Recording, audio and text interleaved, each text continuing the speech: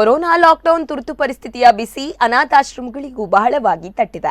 ಮಾನವೀಯ ನೆಲೆಯಲ್ಲಿ ಖಾಸಗಿಯವರಿಂದ ನಡೆಸಲ್ಪಡುವ ಅನಾಥಾಶ್ರಮಗಳಲ್ಲಿ ಆಶ್ರಯ ಪಡೆದಿರುವ ಅಸಹಾಯಕರಿಗೆ ಊಟೋಪಚಾರ ನಡೆಸಲು ಸಂಕಷ್ಟದ ಪರಿಸ್ಥಿತಿ ಎದುರಿಸುತ್ತಿವೆ.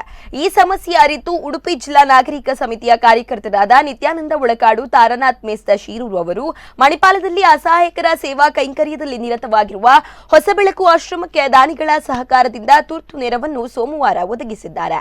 ಆದಿ ಉಡುಪಿಯ ಜೋಸ್ನಾ ಅಮೀನ್ ಅವರು 1 ತಿಂಗಳಿಗೆ ಬೇಕಾಗುವಷ್ಟು ನಿತ್ಯ ಬಳಕೆಯ ಪಡಿತರ ಸಾಮಗ್ರಿ ಹಾಗೂ ಆಶ್ರಮದ ಗೋಶಾಲೆಯ ಗೋವುಗಳಿಗೆ ಹಿಂಡಿಯನ್ನು ನೀಡಿದರು ಮತ್ತು ಸುಶೀಲಾರಾವ್ ಉಡುಪಿಯವರು 5,000 ದೇಣಿಗೆ ನೀಡಿದ್ದಾರೆ. ಆಶ್ರಮದ ಸಂಚಾಲಕ ವಿನಯ್ ಚಂದ್ರ ಸಾಸ್ತಾನ ಅವರು ದೇಣಿಗೆಗಳನ್ನು ಸ್ವೀಕರಿಸಿದ್ದಾರೆ.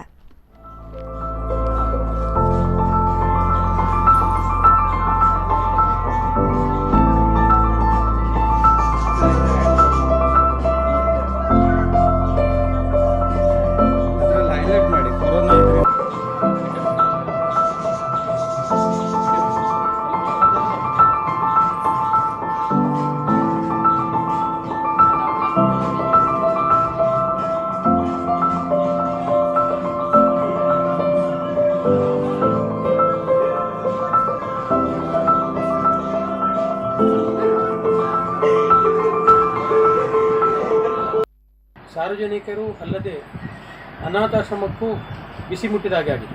ಯಾಕೆಂತ ಹೇಳಿದ್ರೆ ಕೊರೋನಾ ಹಿಡಿದ ನಂತರ ಜನರು ಆಶ್ರಮಕ್ಕಾಗಲಿ ಎಲ್ಲಿಯೂ ಹೋಗಿ ಅವರ ಏನು ಸುಖ ಕಷ್ಟವನ್ನು ಆಲಿಸುವ ಜನರು ಇಲ್ಲದೆ ಸಂಕಷ್ಟದಲ್ಲಿ ಇರುವಾಗ ಆಶ್ರಮದ ಸಂಚಾಲಕರು ನಮ್ಮ ಹತ್ರ ಮನವಿ ಮಾಡಿದರು. ನಮಗೆ ಈ ರೀತಿಯ ಸಂಕಷ್ಟ ಒದಗಿದೆ, ಈ ಹಿಂದೆ ನಮಗೆ ಕೊರೋನಾದ ಹಿಂದೆ ನಮಗೆ ಜನರು ಸ್ವಲ್ಪ ಆದರೂ ಹೆಲ್ಪ್ ಮಾಡ್ತಿದ್ರು.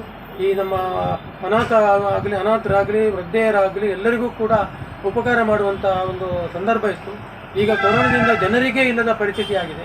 ಹಾಗಿರುವಾಗ ನಮ್ಮ ಆಶ್ರಮದಲ್ಲಿ ಒಂದು ಮನವಿಯನ್ನು ಇಟ್ಟಾಗ ನಮ್ಮ ಈ ಜಿಲ್ಲಾ ನಾಗರಿಕ ಸಮಿತಿಯ ಕಾರ್ಯಕರ್ತರು ನಮ್ಮ ಏನು ಆದಿ ಉಡುಪಿಯಲ್ಲಿರುವ ಉದ್ಯಮಿಯವರವರ ಮಗಳಾದ ಜೋಸ್ನಾ ಅಮೀನ್ ಅವರು ಅವರ ಹತ್ರ ಕೇಳಿಕೊಂಡಾಗ ಅವರು ಆಶ್ರಮಕ್ಕೆ ಬೇಕಾಗುವಂತಹ, ಆಶ್ರಮದಲ್ಲಿ ಸಾಧಾರಣ 30ರಿಂದ 35 ಜನ ಆಶ್ರಮದಲ್ಲಿದ್ದಾರೆ.